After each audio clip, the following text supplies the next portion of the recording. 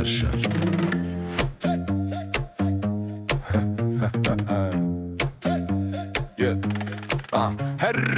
Her şer bir rengine yekte Rindê ceng dinav zengên gelte Cenên bir rûspî Belengaz jîmeya pırrî dixemte Herkes duwarê xwe te bilêndin tê Bêwetanê pîranî li ciwanê welet tê Xapûra hemer koke şikastê bixwîn tê Nêrînê dibin xeta polîsên tê Hêşbexdênê jîranê bihêletiye Hatîr û exwe xwarî cî hêdeng dere hîja Dînên di meyanî dêr û gundiyên bihesar Bêzal ji vê zamanî wekiya yan li zaman tê Tekdanên hewayê dibin Çikê Karakol Zarokan bi kêfe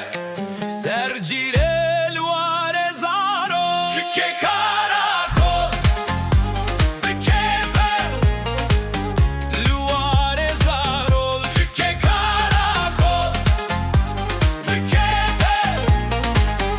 li warê zarok Her dûr û her derî li derve hêz û hêlîn Her derê bi gencên jiyanî bi wê şîrîn Qîyanetî bi bêrûman bi heyawan Bi hez û bi dest bi teskerên Heştin ber hêsan Her dûrî hemû balayanê derbas Ji xênayê xwe hemû bala çi berê etê jiyanê Ez digel zarokên koç ber li cîranê Bi biryara hevalê min bi wê lêkolînê Li ser mirin û qurban û ne ez Rizgarîya bil ji şêr û şex û çax û çetê bi denê Ji zarol û çikê karakol û bêzar Ew rastin tê Dengdanên hewayê dibin